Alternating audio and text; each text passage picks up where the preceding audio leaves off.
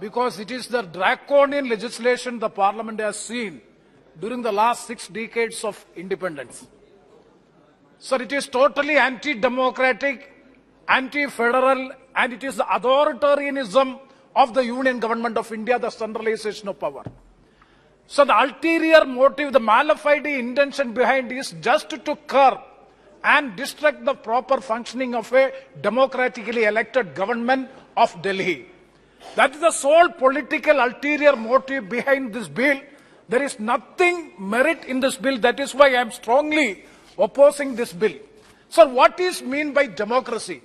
The populistic definition for the democracy is the government of the people, by the people and for the people. So what is the content of the bill if you critically examine? This is by the bureaucrats and of the bureaucrats, and for whom? For the union government. It is just to score the political motives and political gains of the government at the center, that too led by BJP. So that is the sole intention behind this bill. A popular government consecutively elected in the assembly.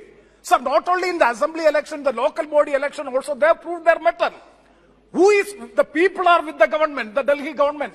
So if you are having any lapses on the part of the government, there are so many other options by which the government can be corrected.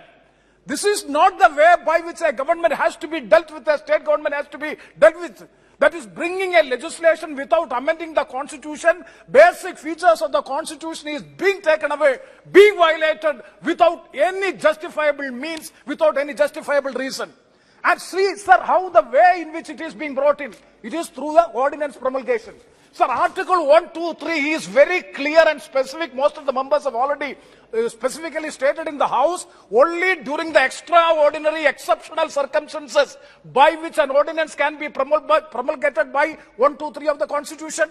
Sir, on May 11, 2023, a Supreme Court judgment has come. Within 8 days from the date of pronouncement of the judgment, promulgation of an ordinance have come from His Excellency, the President of India, this ordinance. So what is the exigency and what are the exceptional circumstances by which the ordinance is promulgated? Let the Honorable Minister explain and convince the House.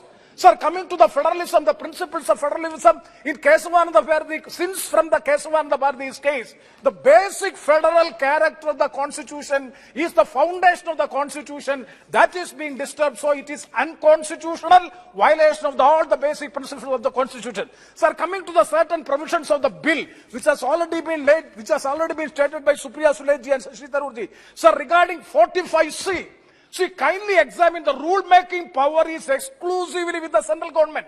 Sir, what is the scope of the State Legislative Assembly? Sir, rule-making provision is a legislative function of the state. The legislative function of the state is being taken by the union government.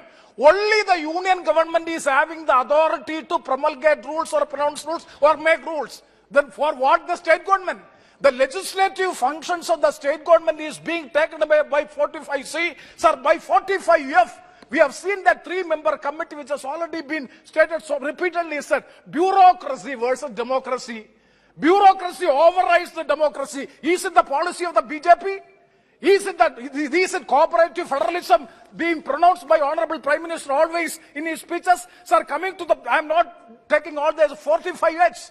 All the powers, transfer, posting, penalty, wages, salary, everything will be determined by making the rules by the union government, and the national capital civil authority, it is ultimate body. And sir, the very, very strange fact, I draw the attention of the Honorable Home Minister who is piloting this bill. You may kindly see 45J, nobody has stated it. Sir, even preparing the cabinet note.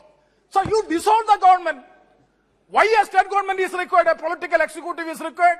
Even before preparing the cabinet note or for the Council of Ministers, that has to be intimated and informed to the Lieutenant Governor. That will be at the discretion of the Lieutenant Governor.